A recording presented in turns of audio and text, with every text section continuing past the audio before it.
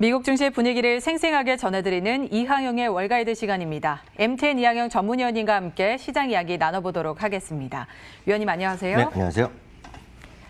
네, 미국 증시가 4일 연속 상승 랠리를 펼쳐가고 있습니다. 사실 이 대통령 선거, 이 대선 결과는 아직까지는 단언할 수 없다라는 이야기들이 많지만 이 상원을 공화당에서 가져갈 것으로 보이면서 어쨌든 정책 기조는 크게 변화하지 않을 것이다라는 안도감에 좀 시장이 랠리를 펼치고 있는 것 같죠. 맞습니다. 지난주 그리고 이번 주 초만 하더라도 이거 대통령 선거 앞두고 뭐 불안하고 대통령 선거 끝나면 또 바이든이 되면 또 큰일 나고 뭐 주가 떨어질 거라고 얘기했던 사람은 지금 뭐 하는지 항상 제 걱정됩니다.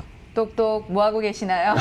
그리고 또 주식을 팔고 다시 살려고 준비했던 분들 보면 이게 조금만 1, 2% 올라가면 상관이 없거든요. 근데 이렇게 훅 올라가면 진짜 그 스트레스치가 막 올라가는데 그만큼 시장은 늘 말씀드리지만 좀 진중하게 좀 여유 갖고 보셔야 될 것 같고요. 저는 역설적으로 어떤 결과가 나왔든 간에 이렇게까지 올라갈지 모르지만 주가는 올라갔을 거라고 보고 있습니다. 지금. 그것은 그만큼 시장이 이번에 팽팽했기 때문에 이렇게 깜짝 놀랄 일은 별로 없었던 것이 되는 거죠. 지금이야 사실 보면 공화당과 그 민주당이 상원과 하원을 갈라쳤다고 해서 권력이 이제 양분됐다고 해서 주가가 올라가지만 그 전에도 그랬고요. 지금 그런 이유를 찾는 거고 예를 들어서 공화당이 다 이겼어도 전 마찬가지 얘기 그것 때문에 올라갔을 거라고 그럴 것 같고요. 바이든이 그 블루웨이브가 됐더라도 안정된 정권이 될 것이다. 그러면서 올라갔을 것 같아요. 그래서 늘 이런 재료는 늘 말씀드리지만 정치적 이슈, 특정 테마보다는 늘 제가 강조드리지만 지표, 그리고 펀더멘탈에 좀 중시하는 것을 다시 한번 미리 좀 말씀드리겠고요. 여하튼 2% 가까이 다 올라갔고 특히 나스닥은 어저께 이어서 상대적으로 가장 많이 오른 섹터 기술주들이 어제 오늘도 가장 많이 오른 그중에서도 섹터 중에 하나가 기술주다라고 일단 이해하시면 되겠습니다. 네, 저희 뭐 기술주 부진할 거라고 좀 걱정했는데 괜한 걱정을 한 것 같기도 하고요. 그때도 말씀드렸죠. JP모건에서 너무 오버밸류 있다고 말했지만 그때 그날도 해석해드렸지만 그거는 기술주를 팔라는 것이 아니라 다른 것도 좀 보라는 의미라고 제가 드렸는데요. 항상 여러분들이 좀 균형감을 갖고 주시장을 바라보시라 이렇게 말씀드리고 싶습니다. 대선 결과는 어찌되었건 조만간 확정될 것으로 지금 미국 현지에서 보도가 나오고 있고 잠시 전에 우리 뉴욕에서도 현지 분위기 전해주셨잖아요. 그렇기 때문에 뭔가 안정될 가능성이 있습니다. 다만 또 역설적으로 보면 이렇게 다 끝났으면 이렇게 또 악재가 좀 반영 안 되는 시장이기 때문에 또 출렁거릴 수도 있다는 것들. 그러니까 그런 것들 항상 염두에 두시면서 좋은 일이 계속 갈 수도 없고 나쁜 일이 계속 갈 수도 없는 것이 인생살이도 마찬가지, 주시장도 마찬가지라고 먼저 보시면 좋겠습니다. 네. 그렇기 때문에 지난주에 3대 지수가 지난주는 닷새 중에 4일이 빠졌거든요. 6에서 7%가 빠졌습니다. 근데 이번 주는 7에서 9%가 반등했기 때문에 선거 전 2주 전 대비 지금 다 플러스가 났습니다. 오늘까지요. 다우지수가 7.3%, S&P 500이 7.7%, 나스닥은 8.9%가 올라가서 지금 월화수목 4일밖에 되지 않았죠. 네. 안 됐는데요. 4월 이후 지금 최대폭으로 주간 단위, 그러니까 4일만 갖고도 지금 주간 단위 기록을 좀 넘기는 모습입니다. 물론 이제 오늘 밤에 열릴 미국 시간에서 어떻게 될지 모르죠. 항상 이렇게 되면 빅4 이런 것, 빅5 이런 것들이 오늘 아주 강했습니다. 물론 어저께 상승폭보다 약간 줄었지만 오늘 2% 내외씩 올랐는데요. 페이스북이 2% 이상 올라갔고요. 아마존도 2.6%. 애플은 어제 이어서 3% 넘게 올라갔습니다. 넷플릭스도 3.5%가 올라갔는데요. 이제는 이러다 보니까 많은 전문가나 이런 기관에서도 많은 걱정이 있다면 이제 소요 사태를 걱정하는 거죠. 그렇지만 저희가 합리적으로 보면 뭐 그렇게까지 가겠느냐. 그리고 그건 한번 믿음을 가져볼 수밖에 없죠. 다만 미국이란 나라는 우리나라와 달리 무기가 갖고 다닐 수 있는 나라잖아요. 무기 합법적으로 거래가 되는 나라이기 때문에 정말 그 폭력적인 사태가 일어나면 주시가 또 출렁거릴 수밖에 없겠죠. 그렇지 않기를 기대할 뿐이라고 보셔야 되겠고요. 그거 우려돼서 주식을 판다? 이건 아니라는 걸 제가 다시 한번 말씀드리겠고요. 그래서 이제는 월가의 관심은 그런 누가 될지도 모르죠. 아주 최종적으로 완전히 결정된 건 아니겠지만 다만 평화롭게 계속 대통령을 유지하든지 아니면 대통령이 바뀌더라도 평화롭게 이양이 되는지 뭐 어찌 보면 우리의 시각으로 보면 상식적인데 미국도 결국 상식적으로 되지 않겠냐라는 생각을 하고 있고요. 실적과 관련해서 몇 개만 먼저 말씀드리면 퀄컴이 이제 실적을 오늘 그 장 전에 발표했는데요. 한마디로 또 깜짝 실적 발표하면서 오늘 12%나 급등하면서 사상 최고가로 올라왔습니다. 퀄컴이란 거는 5G의 최대 수혜주를 얘기하는 것들이 몇 개 있습니다. 퀄컴이라든가 코보 이런 것들, 마블 테크놀로지 이런 것들이 몇 개 있거든요. 코보도는 마침 오늘 같은 실적을 발표했는데요. 이것 역시 깜짝 실적 발표하면서 역시 같이 사상치 효과를 갔었고요. 근데 5G는 사실 트럼프 대통령과 관련된 이런 수혜주로 꼽혔는데 그게 좀 이제 그런 영향을 거죠. 받진 트럼프가 않을까요? 돼도 좋겠지만 트럼프랑 네. 이건 바이든은 아무 상관없이 아이폰을 사는 사람들이 많을수록 지금 그 통신회사는 돈이 되잖아요. 그 5G 관련된 걸 더 많이 쓸 거 아닙니까 지금은. 그러니까 누가 되든지 상관없는 거예요. 그런 정권의 기조와는 상관없이 5G는 앞으로 물론 계속 거기서 간다. 그 CEO의 성향이나 있을 수는 있겠지만 기업의 이익을 내는 거 매출을 일으키는데 저는 뭐 일도 상관없다라고 좀 보고 네. 있고요. GM 같은 경우는 지난주에 이제 포드가 이제 깜짝 실적을 발표했잖아요. 그때 이제 픽업이라든가 풀 사이즈 트럭입니다. 우리나라 작은 것이 아니라 풀 사이즈 트럭, SUV도 작은 것보다는 지금 풀 사이즈 그런 것들이 되겠는데요. 그런 것들이 이번에 역시 잘 팔리면서 생각보다 2배 이상 이게 지금 좋게 나왔거든요. 네. 그래서 당연히 주가 올라갔고요. 금값은 오늘 올라간 것도 있지만 금 관련이 광산이라는 광산업이 잘 됐기 때문에 실적이 좋게 나왔습니다. 그래서 베리골드입니다. 베리골드는 이제 워렌 버핏의 벅시에스가 샀다고 해서 또 관심을 가졌던 건데 한때는 세계 2위 회사였는데요. 이게 뉴먼이 합쳐지면서 1위를 가고 이건 2위 회사입니다. 그래서 베리골드가 오늘 또 역시 8% 가까운 네. 주가 급등을 보여줬고요. 제가 늘 이제 자주 말씀드리지만 누구나 다 뭐 아직 한 번도 안 가본 분들도 많지만 한 번 가면 웬만한 분들은 그냥 평생 연회비를 갖다 바치는 코스트코가 또 10월 달 판매 실적을 발표했는데요. 동일 점포 매출 14%가 또 늘었어요. 14%. 이커머스 있죠? 온라인으로 주문하는 거예요. 91%가 또 늘어났습니다. 엄청나네요. 여기 이제 네. 기여하는 게 저희 집도 엄청 기여하라고 있거든요. 여기서 물건 사는 거.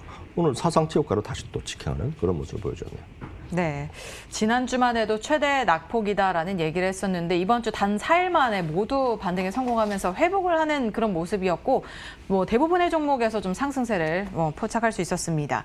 그리고 또 FOMC가 현지 시간 4일부터 5일까지 있었죠. 오늘 그 회의 결과 내용을 발표를 했는데 파월 의장의 발표 내용도 한번 체크를 해봐야겠죠. 네, 맞습니다.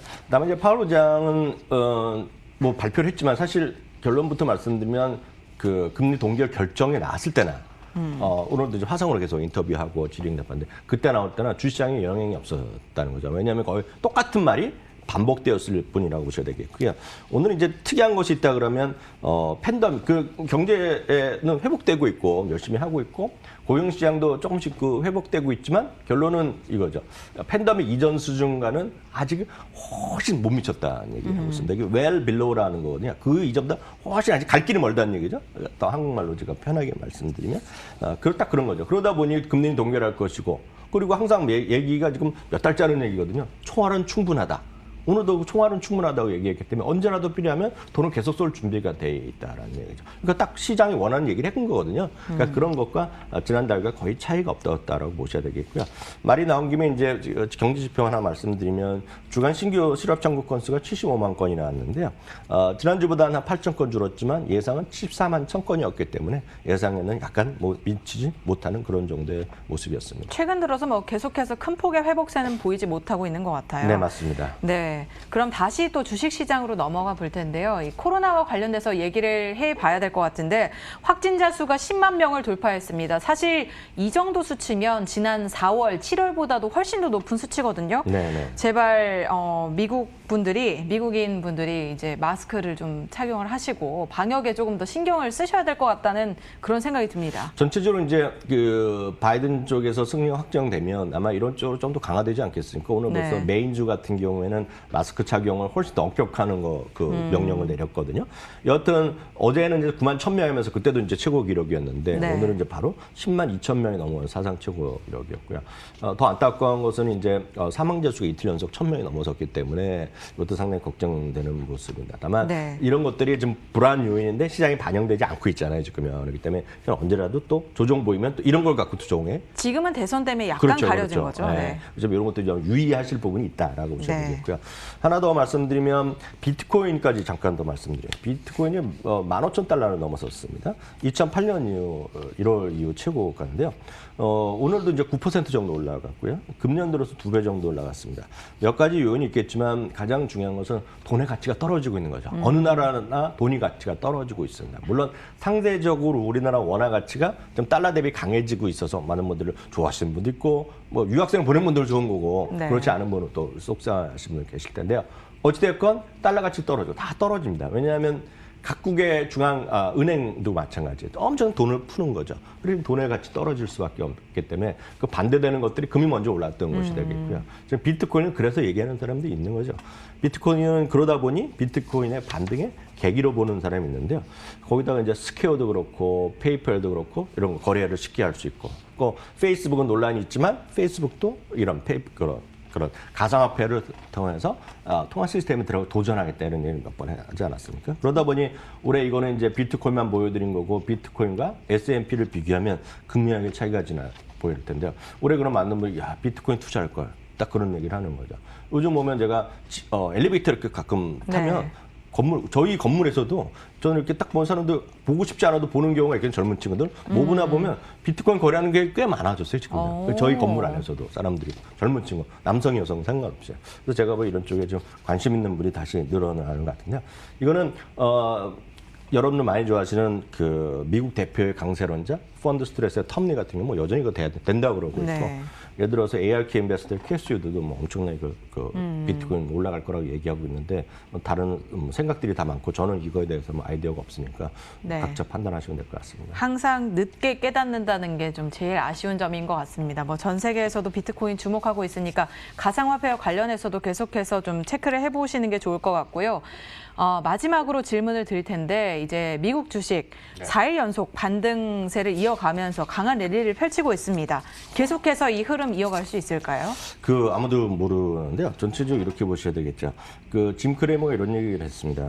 어떤 권력이 양분된 이런 결과 이런 것들을 통해서 다양한 시각을 있지만 결국 중요한 것은 비즈니스 성장이라든가요. 그 기업 가치가 진짜 중요하다고 제가 다시 말씀드리고 싶고요. 그렇기 때문에 성장 기술주 이런 것들 앞서 표현이 나왔지만 뭐 열반의 세계에 들어섰다라는 상당히 철학적 얘기를 했고 이게 무슨 뜻인지 이게 뭐 불교적 용어이기 때문에 뭐 그런 네. 얘기까지 하겠는데 여하튼 중요한 것은 2000년 이후에 주가가 말이죠. 이렇게 올라갔던 적도 별로 없습니다. 선거가 끝난 직후 이렇게 올라간 적 없었는데요.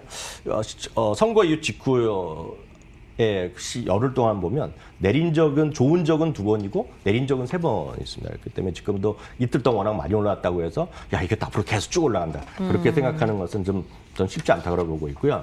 그렇지만 역시 하나만 더 보여드리면 이해를 하실 것 같은데요. 가장 중요한 것은 실적 하나만 보시면 되겠습니다. 네. 그럼 많은 분들이 지금 미국도 올랐는데 미국 지금 사야 되냐, 어느 날을 사야 되냐 하는 건데 이 그림만 딱 하나만 이해하시면 되겠는데 이 그림이 뭐냐면 이익에 대한 전망치를 상향한 기업의 비율입니다. 비율. 이게 2018년부터 추이인데요.